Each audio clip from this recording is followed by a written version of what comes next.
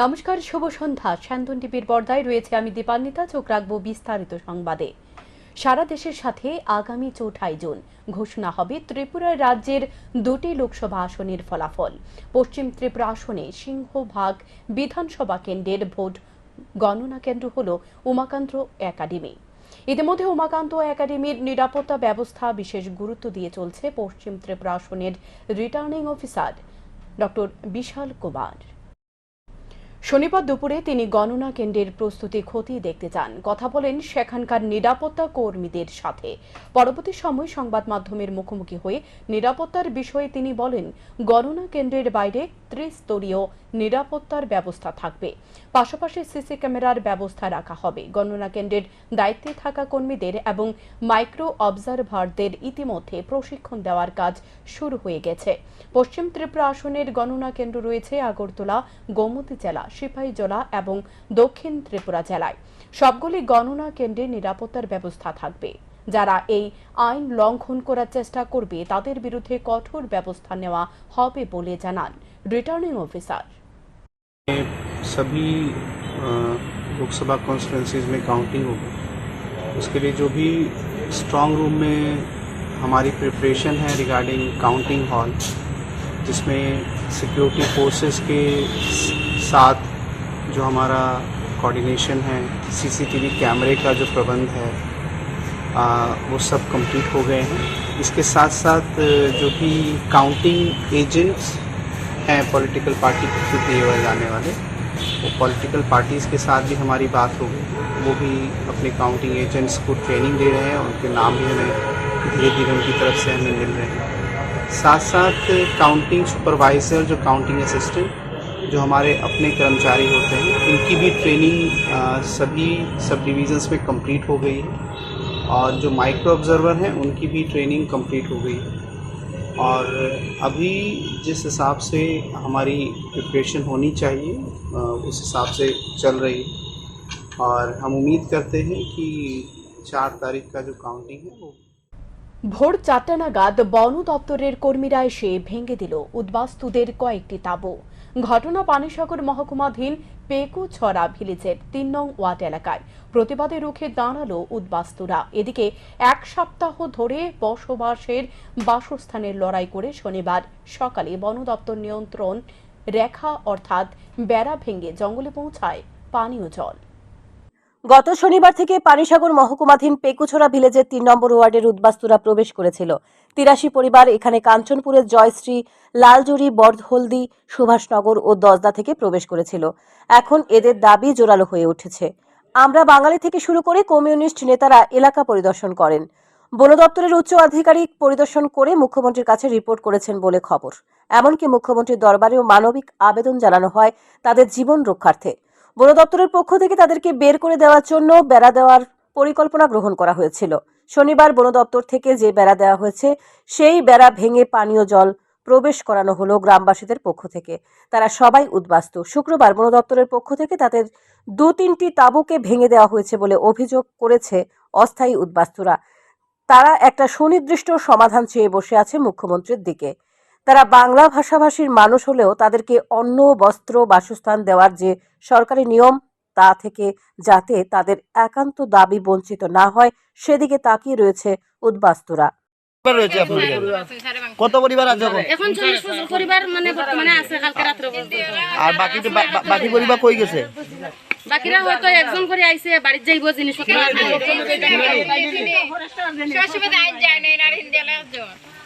ওই তো আমরা রেঞ্জার বাবু ট্রেনের ঘর ভাঙছে। কালকে রাত্রে আমরা রাত্রে তো ঘুমাইছি, ভোর ৪টার সময় আইয়া ফরেস্ট ডিপার্টমেন্টের লুকাইয়ার আমরা এই তাম্বু টাম্বু সব ভাঙ্গিয়া সাঙ্গিয়া ফেলাই দিছে। এরপরে জলের দাম কম লাগতেই ভাঙছে। আমরা ওই যে এখান থেকে চাইতামকে তারা এখান থেকে থাকছে না। আপনারা জিজ্ঞেসেন না এখানে আমরা যাইতাম কি আবার কি কারণে ভাঙ আমরা দেখি জিজ্ঞাসা বলে কিতা কয় তারা ওই কারণে রিজার্ভ জায়গা এখানে তোমার দেখি ওই জায়গা নাই।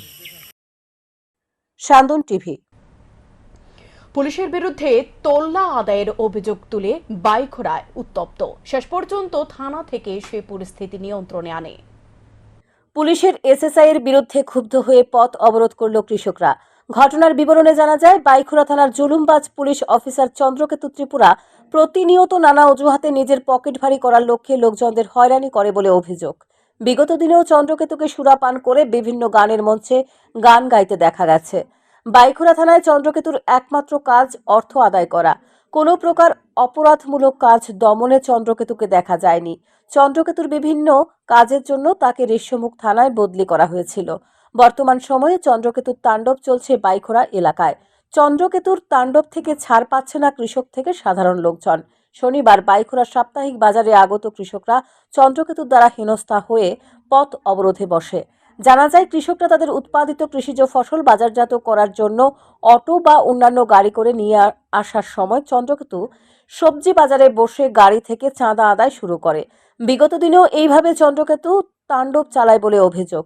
এতে করে যান চালকরা কৃষকদের উৎপাদিত ফসল বাজারে নিয়ে আসতে চায় না।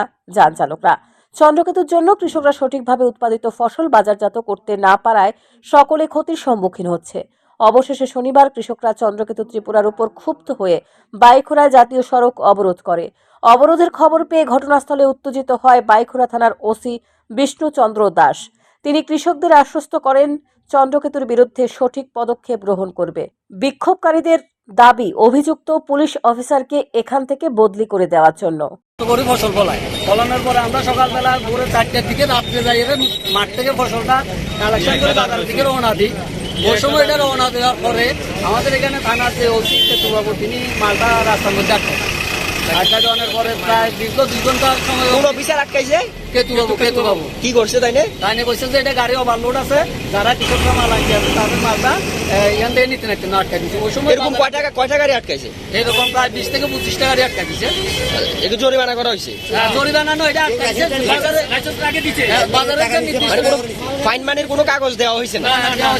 বাজারের যে নির্দিষ্ট টাইম, এই টাইমটা পার করানোর পরে আমরা বাজারে দিচ্ছি। ওই সময় বিহারিরা মালটা কিনি যাতার গন্তব্যস্থলে বসে আমরা এখন মালটা কি করি। কোন বাজার এটা? এটা বাইকের বাজার। এখন আপনারা কিটা যাইতেছেন? আমরা মালটা সরকারকে কেতুবাবু ড্যামারেজ দিতে হইবে না। অবশেষে ওসির দেওয়া প্রতিশ্রুতিতে পথ অবরোধ মুক্ত করল কৃষকরা। এখন দেখার বিষয় চন্দ্রকেতু ত্রিপুরার বিরুদ্ধে আরক্ষা দপ্তর কি প্রকার পদক্ষেপ গ্রহণ করে। স্যান্দন টিভি। সংকটাপন্ন রোগীকে দীর্ঘ 1.5 ঘন্টা পর জিবি হাসপাতালে নিয়ে আসলো অ্যাম্বুলেন্স। মৃত্যুর কোলে ঢলে পড়লেন রোগী। মৃত অটো চালকের নাম জীবন চন্দ্র শীল। দীর্ঘ 1.5 ঘন্টা পর রোগীকে জিবি হাসপাতালে নিয়ে আসলো অ্যাম্বুলেন্স। তারপর রোগীকে জিবি হাসপাতালে নিয়ে আসা মাত্রই চিকিৎসক মৃত বলে ঘোষণা করলেন। ঘটনাটি ঘটেছে শনিবার 7 সকালে। অটো উল্টে মৃত্যু হয় এক অটো চালকের। মৃত অটো চালকের নাম জীবন চন্দ্র শীল, বয়স 36 বছর। ঘটনা শনিবার সকালে বিশালগড়ের গোলাঘাটি এলাকায়। মৃত অটো চালকের এক সহকর্মী সংবাদ মাধ্যমের মুখোমুখি হয়ে জানায়, এই দিন সকালে জীবনচন্দ্র শীল তার অটো নিয়ে গোলাঘাটি অটো স্ট্যান্ডের উদ্দেশ্যে যাচ্ছিল। গোলাঘাটি বাজার সংলগ্ন মডার্ন ক্লাবের সামনে যাওয়ার পর একটি কুকুর আচমকা অটোর সামনে চলে আসে। কুকুরটিকে বাঁচাতে গিয়ে জীবনচন্দ্র শীলের অটো উল্টে যায়। সে আহত হয়। সাথে সাথে তাকে নিয়ে যাওয়া হয় দয়ারাম পাড়া উপস্বাস্থ্য কেন্দ্রে। সেখান থেকে তাকে রেফার করে দেওয়া হয় জিবি হাসপাতালে। তারপর সিটি স্ক্যান করে রোগীকে আর কোনো চিকিৎসাই করা হয়নি, শয্যায় ফেলে রাখা হয়েছিল। ধীরে ধীরে রোগীর অবস্থা আরও বেশি সংকটাপন্ন হয়ে পড়ে। শেষ পর্যন্ত অ্যাম্বুলেন্সের কারণে প্রায় 1.5 ঘন্টা পর জীবনচন্দ্র শীলকে জিবি হাসপাতালে নিয়ে আসা হয়। জিবি হাসপাতালে নিয়ে আসার পর সে মৃত্যুর কোলে ঢলে পড়ে। পরে ময়নাতদন্তের পর মৃতদেহ পরিবারের লোকজনদের হাতে তুলে দেওয়া হয়। ভাই আছে, ভাইয়া কইছে যে এদিকে থেকে 2টা কাস্টমার প্যাসেঞ্জার আছে, এখন নাম্বার দিয়ে আমি যাইতেছে। জানার সময় হঠাৎ করে মডার্ন ক্লাব আছে গুলাহাটি বাজারে, একটা মডার্ন ক্লাবটার সামনে এই একটা কুকুর বা একটা বাড়ি থেকে হঠাৎ করে বেরিয়েছে, কি দুধ দিয়ে বেরিয়েছে। বেরোনোর পরে হ্যাঁ মানে অ্যাক্সিডেন্টটা করছে। অ্যাক্সিডেন্টের পরে দৈরামপাড়ার নিচে, দৈরামপাড়া কইছে বেশি কিছু হইতো না, এটা সিটি স্ক্যান করলে ঠিক হয়ে যাবে। তারা অ্যাম্বুলেন্স বয়ে রাখছে। অ্যাম্বুলেন্সটা টাকা জোলার থেকে আইছে, প্রায় 1.5 ঘন্টা পরে আইছে। 1.5 ঘন্টা আইতে অনেক লেট হয়েছে। লেট হওয়ার পরে এনে আইছে জিবি। স্থানীয়দের অভিমত, যদি সঠিক সময় মতো জিবি হাসপাতালে জীবনকে নিয়ে আসা যেত তাহলে হয়তো প্রাণই বেঁচে যেত। সঠিক সময় মতো অ্যাম্বুলেন্স না পাওয়ার কারণে মৃত্যু হয়েছে তার। স্যান্দন টিভি। তেলেমুড়ার বিদ্যুৎ নিগমের ফোন বোবা। সত্য মিথ্যে বানিয়ে বলছে নিগমের কর্মীরা। তেলিয়ামুড়া বিদ্যুৎ নিগম অফিসের হেল্পলাইন নম্বর ভরসাহীন হয়ে পড়েছে। হেল্পলাইন নম্বরের জন্য রাত 10টা পর্যন্ত কর্মী রয়েছে, কিন্তু তাও নষ্ট ফোন নিয়ে বসে আছে বিদ্যুৎ নিগমের কর্মীরা। তারপরও 24 ঘন্টা পরিষেবা দেওয়ার নাম করে ঢাক ঢোল পেটায়।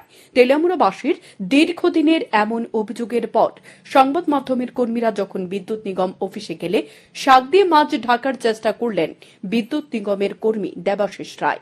তিনি জানান, রাত 10টা পর্যন্ত হেল্পলাইন নম্বরের ফোন ধরার জন্য 2 শিফটে কর্মী রয়েছে। তারপর যদি বিদ্যুৎ নিগমের অন্যান্য কর্মীরা অফিসে থাকে তাহলে ফোন ধরতে পারে, না হলে ফোন ধরার কেউ নেই। এ শূন্য স্থানে নিয়োগ করার জন্য আধিকারিকদের বলা হবে বলে জানান তিনি। অভিযোগ, তেলিয়ামুড়া বিদ্যুৎ নিগমের অফিসে ফোন করলে ফোন নষ্ট আসে, যার ফলে বিদ্যুৎজনিত বিপদ। সংকুল পরিস্থিতিতে সাধারণ মানুষ বিদ্যুৎ নিগম অফিসের সঙ্গে কোনোভাবেই যোগাযোগ করতে পারে না। আমরা কাছে তো অভিযোগ আছে যে অনেক সময় রিসিভার তুলে রাখা হয়। না, এটা দুজন লোক বয়ে রাখছে অফিসারে, মানে রিসিভার তোলা মানে রিসিভারের বলে টেলিফোন রিসিভারের দুজন লোক থাকে সকালে একজন বিকাল একজন, ঠিক আছে। টেলিফোন তোলার কোনো প্রশ্ন কালকে রাত্রেবেলা তো আমরা আসলাম, কেউ আসছিল। হ্যাঁ, কালকে আমি লেট্রিন আসলাম, আমি ফোন পাইছি দুজন লোক আমার লেট্রিন আনি ঘন্টা 10 মিনিট 20 মিনিট তো টেলিফোন সবসময় বুঝে নিত তুলে আমরা যদি আরেকদিন আয়া যদি রাত্রেবেলা দিই কেউ নাই তুলে, তখন তো ঠিক আছে। একজন আপনার ডিউটি করা পর্যন্ত 10টা পর্যন্ত, 10টার পরে আবার নতুন শিফট আয় নাকি? 10টা পরে টেলিফোনে লোক থাকে, কেউ থাকে না। তো 10টার পরে যদি কোনো দুর্ঘটনা ঘটে গেছে, যারা স্টাফ থাকে না, স্টাফ মনে করেন গেল কোনো একটা জায়গাতে রিপেয়ার করার জন্য, তখন কেটা ধরবো এটা? এটাই তো লোক নিয়ে করার মোবাইলের একটা ব্যবস্থা করা হচ্ছে ইমার্জেন্সি। আচ্ছা, অফিসার আমি কথা বলবো, কথা বলে সেটা মোবাইলের ব্যবস্থা করবো চেষ্টা করবো। এদিকে রতনপাল নামে এক লাইনম্যানের কাছ থেকে জানা গিয়েছে, তেলিয়ামুড়া বিদ্যুৎ নিগমের অফিসের ফোন নষ্ট হয়ে আছে। গ্রাহকরা কোনো সমস্যার সম্মুখীন হলে তাদের গামাইবাড়ি বিদ্যুৎ নিগম অফিসে ফোন করতে হবে। অফিসের ফোনের লাইনটা এটা কেন রিসিভ করেন না আপনারা? ফোন করলে এটা সব সময় ফোন করলে এটা ফোন ঢুকে না, সমস্যা কি? এটা লাইন খারাপ, ডেট তো কোনো জায়গাতে যদি কোনো একটা কারেন্টের গ্যাংয়ে আগুন লাগে বা কোনো একটা দুর্ঘটনা হয়, কিভাবে খবর দিব মানুষ? ইলেকট্রিক ডিপার্টমেন্টে গামাইবাড়ির নাম্বারটা তো নাই পাবলিকের কাছে। এটা তো আপনার আর ইয়েতে ফোন করবো, এটা জানি কয় আপনার আর যেই সেক্টর আছে সেক্টরে ফোন করবো, তো গামাইবাড়িতে কেন ফোন করবো? কাছে জানতে হবে। জুনিয়র ইঞ্জিনিয়ার কে নাম কিটা? নাম কিটা জুনিয়র ইঞ্জিনিয়ারের? হ্যাঁ হ্যাঁ, বুঝি না এখন কেউ তারা ডিউটি নাই। নাম কি জুনিয়র ইঞ্জিনিয়ারের নাম কিটা? বর্তমান ডিউটি থাকে তাদের নাম কি? ডিউটি নাই, তার নাম কি? আচ্ছা, আপনার নাম কিটা? হ্যাঁ, রতন পাল। তো মানে যদি কোনো রকম দুর্ঘটনা ঘটে এটার লিগা মানে কি মানে যোগাযোগ করার কোনো বুদ্ধি নাই? গামাইবাড়ির নাম্বারটা তো জানে না মানুষ। হ্যাঁ, জানি না, আমি তো কইতাছি আপনারা জানেন নাম্বারটা কত। আরো অভিযোগ, দীর্ঘদিন ধরে তেলিয়ামুড়া বিদ্যুৎ নিগমের চাকুরি করতে একাংশ বিদ্যুৎ নিগমের কর্মীদের মধ্যে অলসতা এসে গেছে। দীর্ঘদিন ধরে মানুষ সঠিকভাবে পরিষেবা না পাওয়ার পরেও তারা অফিসের ল্যান্ড ফোনটি ঠিক করছে না। এমনকি ফোনের অফিস থেকে জরুরি পরিষেবার এই ফোন নম্বর সংস্কার করার মতো কোনো উদ্যোগ গ্রহণ করছে না। এতে জনদুর্ভোগ চরম আকার ধারণ করছে। এর পেছনে আসলে কি রহস্য রয়েছে তা জানতে চায় তেলিয়ামুড়াবাসী। এ দায় কিভাবে বিদ্যুৎ নিগম এড়াবে সেটা এখন বড় প্রশ্ন, কারণ জনগণের পয়সা দিয়ে তাদের প্রতি মাসে মাসোয়ারা হয়। এ মাসোয়ারা দিয়ে তারা আমোদ প্রমোদ সবকিছুই ঠিক রাখলেও জনগণের স্বার্থে দায়িত্ব সঠিকভাবে পালন করছে না বলে অভিযোগ। শ্যামদন টিভি। ব্যাঙের ছাতার মতো সংগঠনে গজিয়ে উঠলেও অঙ্গনারী কর্মী ও সহায়িকাদের স্বার্থে কোনো কাজ করার উদ্যোগ নেই অঙ্গনারী কর্মীদের বিভিন্ন সংগঠনের। এমনটাই অভিযোগ তুলে এবার সরব হয়েছে এক নয়া সংগঠন। শনিবার অল ত্রিপুরা অঙ্গনারী ওয়ার্কার হেল্পার সংগঠন নামে সংগঠনের আত্মপ্রকাশ হয়। এই সংগঠনের পক্ষ থেকে সভানেত্রী অরুন্ধতী দাস জানায়, অঙ্গনারী কর্মীদের সাথে এই বিগত দিনে বিভিন্ন সংগঠন বিভিন্ন সময় বিভিন্ন সমস্যার বিষয়ে সংগঠনের দৃষ্টি আকর্ষণ করার পর কোনো ধরনের সহযোগিতা পাওয়া যায়নি। তাদের কাছ থেকে শুধুমাত্র লাঞ্ছনা পেয়েছে অঙ্গনারী সহায়িকারা এবং বিগত দিনের বিভিন্ন সমস্যা জিয়ে রেখেছে সেসব সংগঠনগুলো। এই সমস্যাগুলি সরকারের কাছে জানানোর প্রয়োজন পর্যন্ত মনে করেনি সেসব সংগঠনের নেতৃত্বরা। দিনের পর দিন তারা অঙ্গনারী কর্মীদের ক্ষতি করে চলেছে, তাই সেসব সংগঠন থেকে বের হয়ে এবার নতুন করে সংগঠন তৈরি করে অঙ্গনারী কর্মীদের সমস্যা সরকারের দৃষ্টি আকর্ষণ করতে এই নতুন সংগঠন গড়ে তোলা হয়েছে বলে জানান সভানেত্রী। ত্রিপুরা রাজ্যে বলেছে শ্রমিক সংগঠন, বিভিন্ন শ্রমিক সংগঠন আছে, মানে পুরনো সংগঠন তো আছে, আবার নিত্য নতুন কত সংগঠন এখন তৈরি হইলো। তো এখন তারা তো আমরা পাশে অ্যাকচুয়ালি নাই, তারা কোনো ক্ষেত্রেই আমরা কোনো সহযোগিতা করে না। আরও কি করতেছে, এখন আমরা কি করছি, এত তার কাছে লাঞ্ছনা পাওয়ার পর তারা থেকে কোনো সাহায্য পাই না। কোনো ডিপার্টমেন্টে কোনো প্রবলেম হইলে, যে কোনো কিছু প্রবলেম হইলে আমরা তারা মানে হেল্প কোনো কিছু পাই না আমরা। তারপরে আমরা সিদ্ধান্ত করলাম যে শুধু আমরা নিজেরাই সংগঠন করবো, মহিলা সংগঠন। হ্যাঁ, আমরা অঙ্গনবাড়িরা শুধু মিল না, আমরা শুধু পাঁচটা সংগঠন থাকবো, আমরা একটা ইউনিট নিয়ে এখন কাজ করুক, পাশাপাশি অন্য অন্য ইউনিটটা আমরা পরে তারা আমরা নিয়ে কাজ করবো। কিন্তু অন্য অন্য ইউনিটের মধ্যে শুধু মহিলা ইউনিটে থাকবো। এর মধ্যে আমরা দেখি আমরা মহিলা, আমরা শ্রমিক, আমি নিজে খুদ শ্রমিক, তাহলে আমরা কি শ্রমিকরা নিজেরা সংগঠন করতে পারি না? আমরা অন্য মানে সাহায্য নিতে লাগবো। তারা যেহেতু আমরা কোনো সহযোগিতা করি না, তারা পাশে আমরা কেলিকা থাকবো, এর লেগে তারা আমরা কেলিকা তারা মানে কাছ থেকে সরে পড়ছি, তারা প্রতিষ্ঠা কমে যাবো, আমরা তো সরে পড়ি, এর লেগে তারা আমরা সংগঠন করতে বাধা সৃষ্টি করতেছে। হ্যাঁ, তারা কেলিকা আমরা এরকম, তারা একবার অফিস দিয়ে আমরা ভয় লাগাইতেছে। কাজ, খাদ্য, পানীয় জল, বিদ্যুৎ পরিষেবার মানোন্নয়ন, রাস্তাঘাট, আবাসন, সেচ, শিক্ষা, স্বল্পতা দূরীকরণ, জনস্বার্থ সংশ্লিষ্ট দাবির ভিত্তিতে বামেরা মিছিল ও গণডেপুটেশন প্রদান করল শনিবার। এদিন সিপিআইএম এর খোয়াই মহকুমা কমিটির ডাকে মিছিল ও গণডেপুটেশনের কর্মসূচিতে সামিল ছিলেন মহকুমারের কর্মী সমর্থকরা। সিপিআইএম জেলা কার্যালয় থেকে মিছিল বের হয়, খোয়াই শহর পরিক্রমা করে, পরে কবিগুরু পার্কে এসে মিছিলের শেষ আয়োজিত সভায় বক্তব্য রাখেন সিপিআইএম এর জেলা সম্পাদক রঞ্জিত দেববর্মা। অপরদিকে পার্টির মহকুমা সম্পাদক পদ্মকুমার দেববর্মার নেতৃত্বে 5 জন এক প্রতিনিধি দল মিছিল শেষে অফিস টিলায় গিয়ে মহকুমা ম্যাজিস্ট্রেটের সাথে সাক্ষাৎ করে 16 দফা দাবি সম্মিলিত স্মারকলিপি তুলে দেন। প্রতিনিধি দলে অন্যান্যদের মধ্যে ছিলেন নির্মল বিশ্বাস, পলাশ ভৌমিক, মনোজ দাস ও শুভ দেববর্মা। বেশিরভাগ গরিব, সেখানে 20-30 দিন এইরকম তারা বার্ষিকভাবে তারা পাচ্ছে। আর কোনো মানে পরিবার তারা কিন্তু আবার দিন পাচ্ছে। এখানে আমার মনে হয় আমাদের পার্টি মনে করছে আমরা এখানে দলীয় একটা এখানে কাজ করছি। যারা মানে শাসক গোষ্ঠীর কিছু মানে রেগা শ্রমিক হয়তো তারা এরকম 1-2 জন পেতে পারে, এটা সাধারণ মানুষ না, এটা লিডারশিপের মধ্যে এইরকম আমরা শুনেছি। এবং টুয়েফেরও আমাদের যেখানে ভালো একটা সংখ্যক মানে সেখানে আমাদের টুয়েফের ইয়ারা আছে, নথিভুক্ত আছে নাম তাদের, কিন্তু তারা এই কাজগুলি পাচ্ছে না। এখানেও দলীয় মানে করণ হচ্ছে, অনেকেই পাওয়া যাচ্ছে না। আর যেটা পাচ্ছে এটাও খুবই কম। টুয়েফের কাজও সময়মতো পেমেন্ট হচ্ছে না, এটা রেগা এবং টুয়েফের একই কথা। আমরা চাইছি, আমরা এসডিএম মহোদয়ের কাছে আমরা বলছি যে এটা অতি সত্ত্বর মানে এগুলি যাতে ইয়ে না থাকে, বকেয়া না থাকে, সঠিকভাবে পায়। আর অপরদিকে হচ্ছে যেমন ধরেন আপনারা আমাদের রাজ্যে বিদ্যুতের ইয়ে হওয়ার কথা না, যে আমাদের যে উৎপাদন, কিন্তু অনবরত কি মানে বাদল কি হইতো মানে শীতকাল। কাজু খাদ্যের অভাব নিরসন সহ 10 দফা দাবি নিয়ে পশ্চিম জেলা শাসকের দ্বারস্থ হলেন সিপিআইএম এর পশ্চিম জেলা কমিটি। শনিবার পশ্চিম জেলা শাসক ডক্টর বিশাল কুমারের কাছে ডেপুটেশন প্রদান করলেন প্রতিনিধি দল। জেলা শাসকের হাতে স্মারকলিপি তুলে দিয়ে সিপিআইএম এর পশ্চিম ত্রিপুরা সম্পাদক রতন দাস বলেন, গত 4 থেকে 5 মাস ধরে রেগার কাজ নেই, মানুষ অভাব অনটনে রয়েছে, তাই শ্রমিকদের স্বার্থে রেগার কাজের ব্যবস্থা করার দাবি জানানো হয়েছে। অপরদিকে বেকারদের কর্মসংস্থানের অভাব, সরকার কর্মসংস্থানের কোনো ব্যবস্থা করছে না। পাশাপাশি পানীয় জলের চরম সংকট চলছে, কৃষকরা জল সেচের অভাবে ফসল উৎপাদন করতে পারছে না। অন্যদিকে বিদ্যুতের সমস্যায় মানুষ নাজেহাল অবস্থা, প্রতিদিন বিদ্যুতের দুর্ভোগে রাস্তা পর্যন্ত অবরোধ করছে, পাশাপাশি রাস্তাঘাট ভেঙে চৌচির। তাই রাস্তাঘাট সংস্কার করাও দাবি করা হয়েছে। এই সমস্যাগুলো নিয়ে মানুষ প্রতিনিয়ত রাস্তায় নামছে। দ্রুত সমস্যাগুলি সমাধান করার জন্য দাবি জানানো হয়। জেলা শাসক আশ্বস্ত করেছেন যে সমস্যাগুলো তিনি সমাধান করার সুযোগ আছে, সেগুলো তিনি অবশ্যই সমাধান করবেন। বাকি সমস্যাগুলো সরকারের দৃষ্টি আকর্ষণ করবে বলে জানান তিনি। ডেপুটেশন প্রদানকালে এছাড়া উপস্থিত ছিলেন সিপিআইএম সদর জেলা কমিটির সম্পাদক শুভাশিস গাঙ্গুলি সহ অন্যান্য নেতৃত্বরা। আমরা 10 দফা দাবি উত্থাপন করে ডিএম সাহেবকে বলেছি যে গত 4-5 মাস যাবৎ আমাদের জেলায় রেগার কাজ মানুষ পাচ্ছেন না, যারা জব কার্ড হোল্ডার তারা পাচ্ছেন না।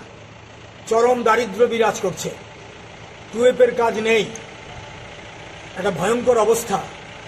তার সঙ্গে খাদ্যের অভাব, কাজের অভাব মানে রোজগার নেই, রোজগার না থাকলে হাতে টাকা নেই, টাকা না থাকলে বাজার যেতে পারে না, ব্যবসা বাণিজ্য মন্দা, বাজার না গেলে পরে কি করে খাদ্য সংগ্রহ করবে, ক্রয় ক্ষমতা থাকতে হবে। এই বিষয়টা আমরা তুলে ধরেছি। তারপরে আমরা বলেছি যে এই ভয়ঙ্কর যে পানীয় জলের সংকট, জেলার বিভিন্ন জায়গার মধ্যে পানীয় জলের সংকট, বিভিন্ন জায়গার মধ্যে রাস্তা রোকো করছে, অনেকে পানীয় জল পাচ্ছে না, সাপ্লাই নেই। পিউরিফাইড পানীয় জল তো পরের কথা, অ্যাটলিস্ট খাওয়ার মতো জল তাও পাচ্ছে না। বিদ্যুৎ যখন তখন চলে যাচ্ছে, হাসপাতালে বিদ্যুৎ চলে যাচ্ছে, 1.5 ঘন্টা 2 ঘন্টা বিদ্যুৎ আসে না। পাড়ায় আজকে বিদ্যুৎ গেল তো 4-5 দিন 6 দিন বিদ্যুৎ আসে না, ঘন্টার পর ঘন্টাও আছে, এরকম বিদ্যুৎ আসে না। এই বিষয়টা আমরা সেখানে তুলে ধরেছি। বেকারদের কাজের ক্ষেত্রে বলেছি, শিক্ষিত বেকার, তাদের কোনো চাকরি নাই। সরকার প্রতিশ্রুতি দিয়েছিল চাকরি দেবে, চাকরি নেই, কাজ নেই, টেট পাস করে বেকাররা বসে আছে, সেখানে কোনো কাজ দিতে পারছে না, কাজ দিচ্ছে না। এবং বিভিন্ন লাইন ডিপার্টমেন্টে কাজ দেওয়ার কথা, যারা গরিব শ্রমজীবী মানুষ, অসংগঠিত শ্রমিক, তাদেরকেও 10 দফা দাবি আদায়ের লক্ষ্যে শনিবার দুপুরে সিপিআইএমের ধর্মনগর মহকুমা কমিটির কলাছড়ার সমষ্টি উন্নয়ন আধিকারিক অমিত চন্দের কাছে দাবিগুলির মধ্যে উল্লেখযোগ্য হিসেবে রয়েছে এমজিএন রেগার বকেয়া টাকা মিটিয়ে দেওয়া, গ্রামীণ এলাকায় বেহাল রাস্তা সংস্কার করা, বিদ্যুৎ ও পানীয় জলের সুবন্দোবস্ত করা, সম্প্রতি কাল বৈশাখের ঝড়ে ক্ষতিগ্রস্ত কৃষকদের ক্ষতিপূরণ মিটিয়ে দেওয়া। ডেপুটেশন প্রদানকালে উপস্থিত ছিলেন রাজ্যের প্রাক্তন মন্ত্রী বিজিতা নাথ, ধর্মনগর মহকুমা কমিটির সম্পাদক অভিজিৎ দে সহ ধর্মনগর মহকুমা কমিটির সদস্যরা।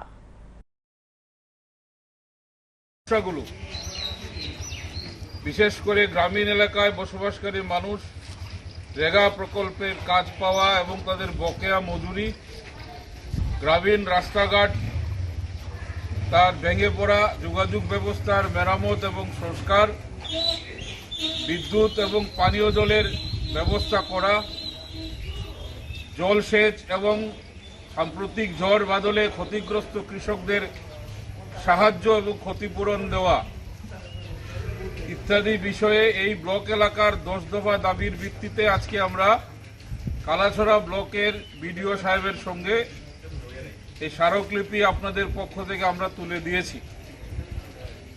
আলোচনায় যে বিষয়টা বেরিয়ে এসছে, রেগা গত দুর্গাপূজার সময় থেকে এখন পর্যন্ত বন্ধ, অথচ বছরে 100 দিন এটা কাজ পাওয়ার নিশ্চিত আইন আছে। যাদের কাজ পাওয়ার কথা, জব কার্ড হোল্ডার, তারা আবেদন করলে তাদের কাজ দেওয়ার কথা। রাজ্যে যারা সরকার চালাচ্ছেন, ডাবল ইঞ্জিনের সরকার, তাদের প্রতিশ্রুতি ছিল 200 দিনের কাজ দেবেন, 340 টাকা মজুরি দেবেন, কিন্তু আমরা দেখছি 100 দিনের কাজ তার ধারে কাছেও পৌঁছা যাচ্ছে না। মেলাঘর বানিয়াছড়া ঝরঝরিয়া কুখ্যাত গাঁজা ব্যবসায়ী সঞ্জয় বিশ্বাসকে গ্রেপ্তার করল মেলাঘর থানার পুলিশ।